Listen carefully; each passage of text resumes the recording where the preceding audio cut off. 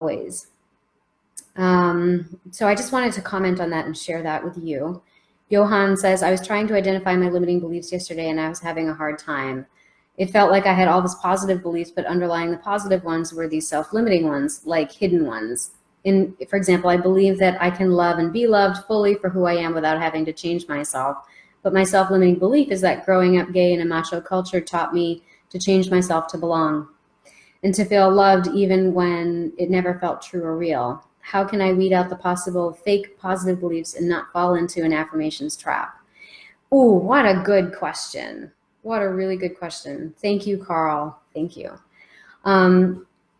This is a really good opportunity to do a focus wheel. So absolutely. The thing about affirmations is, while they can be very powerful, and I would never say don't do affirmations, but this is the thing, is that sometimes when we do affirmations, we have a tendency to jump from A to Z, right? So you mentioned feeling like having to sort of mold yourself to the popular culture so that you can get loved, right? And that who you felt the essence of your being was not acceptable. And that's a very painful split to have to experience. And so then trying to move away from that split and to heal that split, we think, well, if I feel like I'm not deserving of love, then the opposite of that is I am deserving of love, and I should try to focus on being deserving of love, right?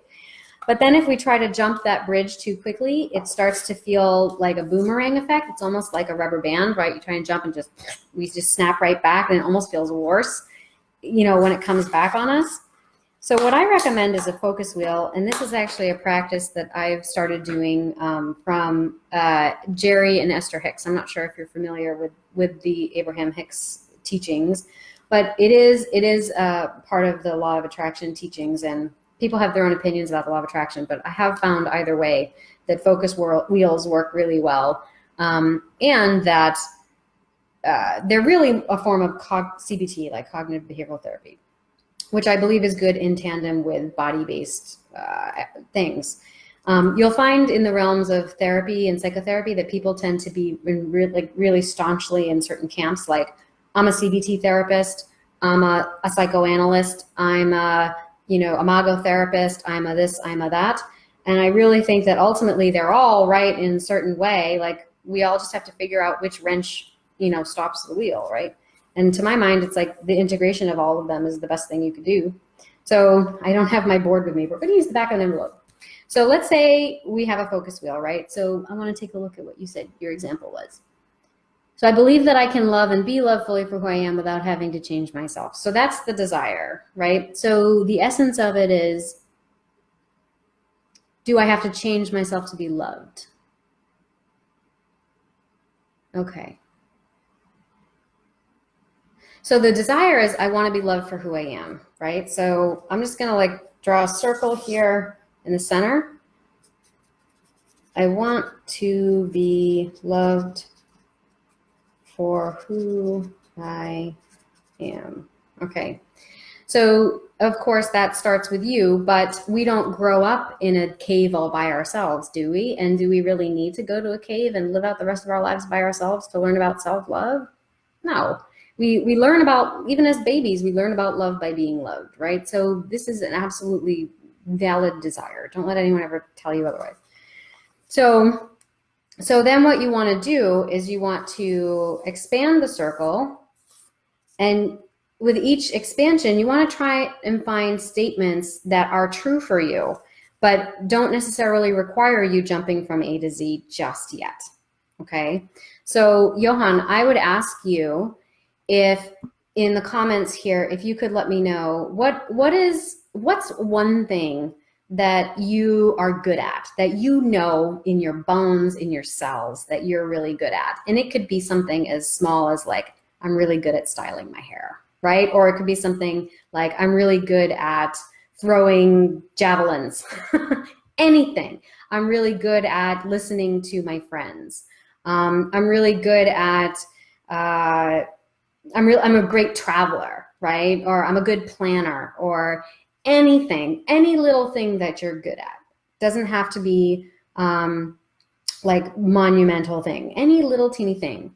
So I would have you type that in the comments, and as many as you have, at least one, but as many as you have. Okay. So while you're thinking about that and typing it in the comments, I'll just continue with the example. Okay.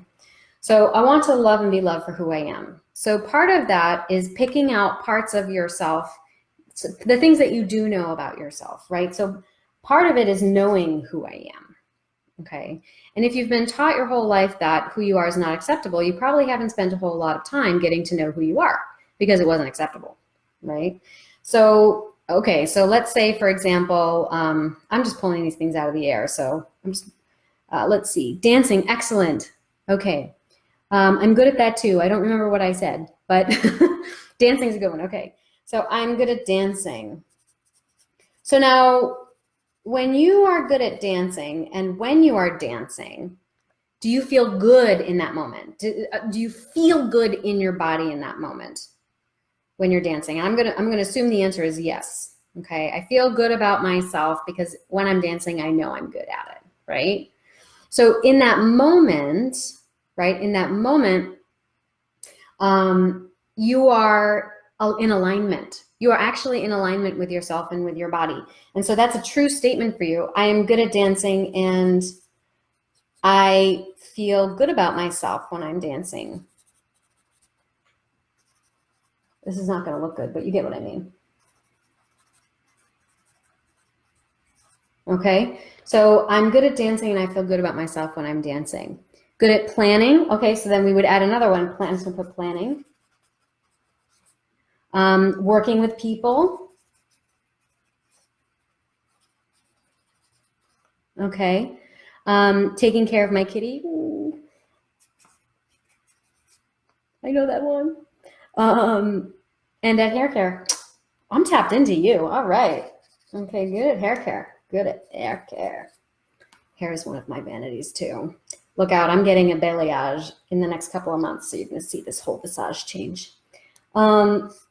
So all of these things, right, are true because you just gave them to me and you know them about yourself. So all of these are true statements, right?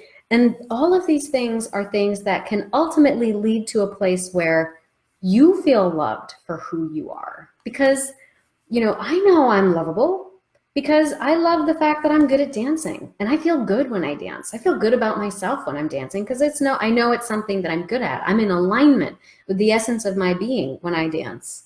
I know I'm good at planning because when I plan things, they go well, right? When I plan things move seamlessly into place, and this allows for pleasurable experiences for myself and others. It eases the flow of communication and the exchange of energy when I am put to task for planning things, right?